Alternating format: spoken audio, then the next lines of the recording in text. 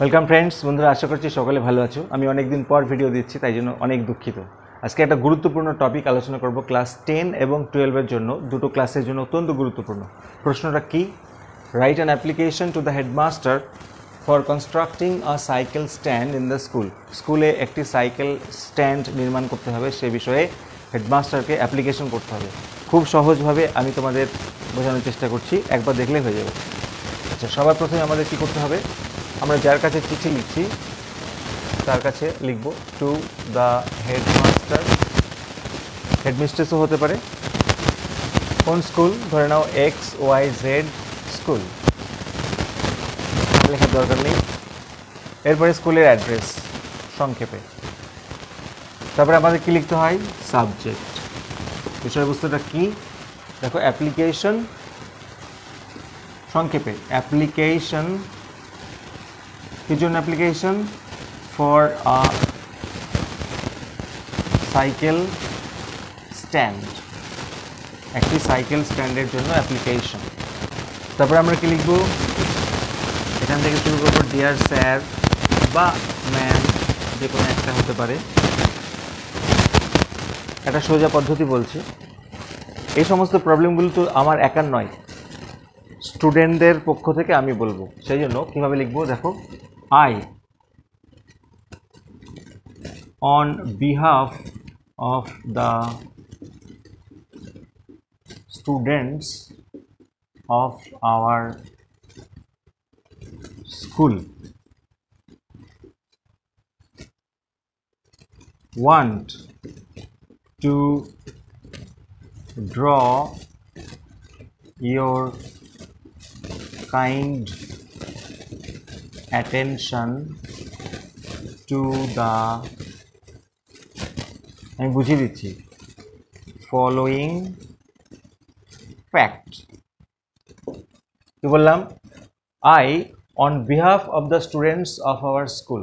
On behalf of the students of our school, এটা বাংলা কি?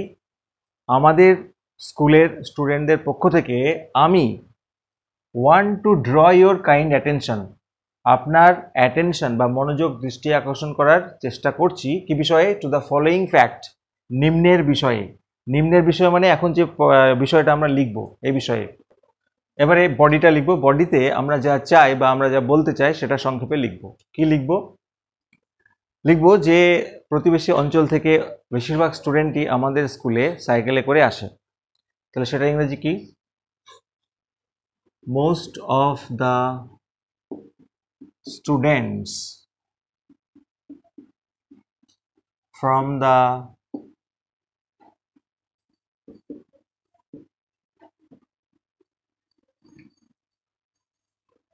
neighboring areas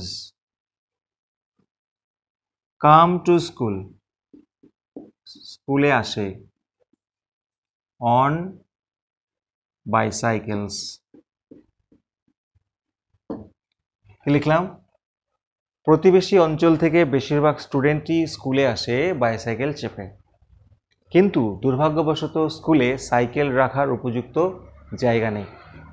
সেটা ইংরেজি কি? বাট আনফর্চুনেটলি, দুর্ভাগ্যবশত, there is no proper place, উপযুক্ত জায়গা নেই, টু কিপ দ্য সাইকেলস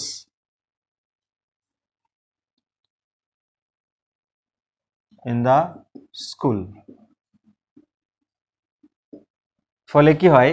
আমাদেরকে সাইকেলগুলো খোলা আকাশের নিচে রেখে দিতে হয়। অ্যাজ এ রেজাল্ট, আমাদেরকে রেখে দিতে হয়। উই আর টু কিপ, বা পার্ক লিখতে পারো, পার্কিং করা আর কি। আমাদেরকে পার্ক করে রাখতে হয় বা রাখতে হয় আওয়ার সাইকেলস, কোথায়? Under the open sky in the school ground. School গ্রাউন্ডের মধ্যে খোলা আকাশের নিচে সাইকেলগুলোকে রেখে দিতে হয়। ফলে কি সমস্যা হবে, সমস্যাগুলো একটু তুলে ধরবো। চলছে প্যারাটা। মাঝে মধ্যে কি হয়, সামটাইমস, মাঝে মধ্যে the cycles get damaged, অর্থাৎ সাইকেলগুলো ক্ষতিগ্রস্ত হয় কিসে, ইন দ্য সান মানে রোদ্দুরে, অ্যান্ড দ্য রেইন মানে বৃষ্টিতে। আমরা সকলে জানি রোদ্দুরে ভিজলে এবং রোদ্দুরে এবং বৃষ্টিতে ভিজলে সাইকেলের কি দশা হয়। এটা আমাদের কাছে বিরাট সমস্যা, তাই না? তাহলে আমরা লিখব it is a great problem for us. এটা আমাদের কাছে বিরাট একটা সমস্যা। সেই জন্য আমাদের একটি সাইকেল স্ট্যান্ডের অত্যন্ত প্রয়োজন। সো তাই জন্য লিখব উই আর ইন